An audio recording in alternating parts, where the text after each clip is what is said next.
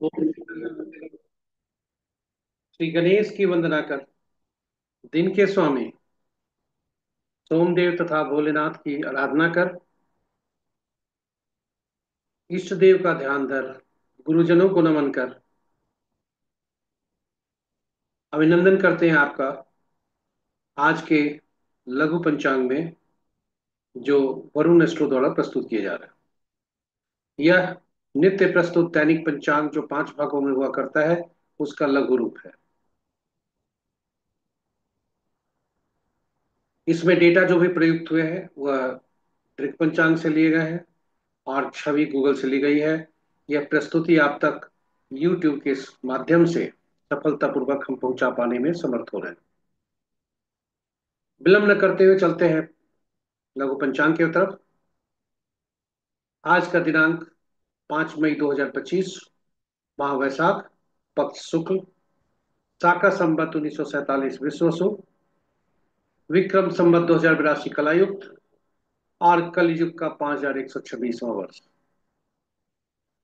सूर्योदय 5:10 पर, सूर्यास्त 6:22 पर, sunrise at 5:10 AM, sunset at 6:22 PM। दिशा शुल पूरब है, फिर भी यदि पूर्व दिशा में यात्रा करना पड़े तो आईना देखकर या दूध का सेवन कर यात्रा को शुभ बना सकते हैं। पंचांग के 5वें अंक की तरफ चलते हैं। वार सोमवार, तिथि प्रातः 7:35 तक अष्टमी, उसके बाद नवमी। नक्षत्र अपराह्न 2:01 तक अश्लेषा, उसके बाद माघा। योग देर रात्रि या मध्य रात्रि कहें 0:20 तक वृद्धि, उसके बाद ध्रुव। और करण प्रातः 7:35 तक भव, उसके बाद रात्रि के 8:01 तक बालव और तत्पश्चात पलव। तो ये रहे हमारे पंचांग के 5 अंक।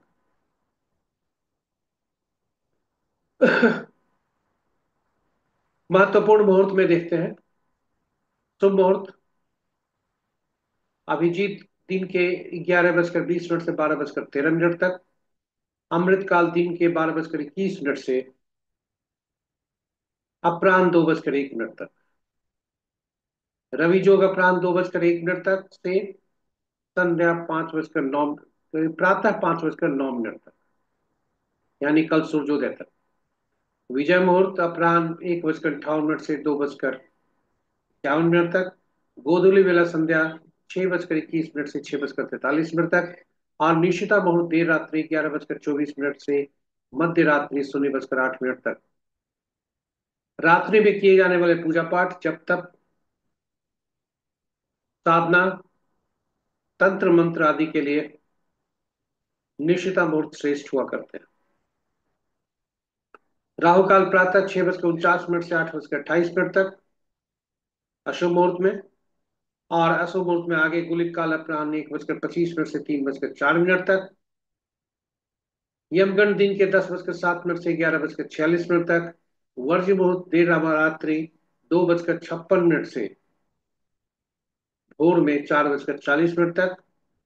और गंडमूल प्रातः, आज प्रातः 5:10 से कल सूर्योदय तक, यानी 5:09 तक, यानी आज के सूर्योदय से कल के सूर्योदय तक, या एक शब्दों में कहें अहोरात्रि। तो ये रहे हमारे लघु पंचांग की प्रस्तुति। यह YouTube के माध्यम से आप तक हम पहुंचा पाए। इसमें हम बताना चाहेंगे राहु काल पर हमने अलग एक वीडियो डाला है साप्ताहिक कैलेंडर का, आप उसका भी उपयोग कर सकते हैं। क्योंकि राहु काल में किस कौन कौन से कार्य करने चाहिए, कब राहु काल नहीं लगता है, आदि सभी उसमें वर्णित है। और इसकी उपयोगिता, चूंकि अशुभ मुहूर्त है इसलिए इसमें अशुभता ज्यादा हुआ करती है, और सबसे शक्तिशाली अशुभ मुहूर्त है, इसलिए इसका हमने साप्ताहिक कैलेंडर डाला है। स्थान के अनुसार थोड़ा सा समय में परिवर्तन हो सकते हैं, सूर्योदय से प्रभावित होता है, लेकिन साप्ताहिक कैलेंडर है, लगभग आसपास वही रहने की संभावना है। तो ये रहे हमारी प्रस्तुति। यदि आप हमारे पहले सबसे आज पहली बार हम इस प्रस्तुति को देख रहे हैं तो सब्सक्राइब करना ना भूलें। नोटिफिकेशन बटन को भी दबा दें ताकि हमारे हर प्रस्तुति की सूचना आप तक पहुंच सके और आप उससे लाभान्वित हो सके। भोलेनाथ की कृपा सबों पर से तथा सोमदेव की और चंद्रदेव की और सबों पर बरसे, इसलिए आप अपने शुभचिंतक, अपने परिजन, अपने मित्र बंधु को साझा जरूर करें ताकि उनके जीवन में भी अशुभता नगण्य हो और शुभता ज्यादा हो। प्रस्तुति इसी उद्देश्य से है, तो उन्हें भी साझा करें। और अंत में आपका सुझाव कमेंट बॉक्स में, यूट्यूब के कमेंट बॉक्स में जरूर दें, क्योंकि आपका सुझाव से हम अपने त्रुटियों का निराकरण कर प्रस्तुति को और उपयोगी बनाने का प्रयास करते हैं। साथ ही साथ कुछ नयापन लाने का कोशिश करते हैं जो आपके सुझाव पर आधारित हो। इन्हीं शब्दों के साथ हम आज विदा लेते हैं। कल इस सही समय फिर हम नई प्रस्तुति के साथ आपके समक्ष उपस्थित होंगे। तब तक के लिए हमें विदा दें। भोलेनाथ की असीम कृपा पर बनी रहे। साथ ही साथ सोमदेव, सोमनाथ और चंद्रदेव की भी कृपा पर बरसती रहे। इन्हीं शब्दों के साथ हम आपसे विदा लेते हैं। जय भोलेनाथ। ओम नमः शिवाय।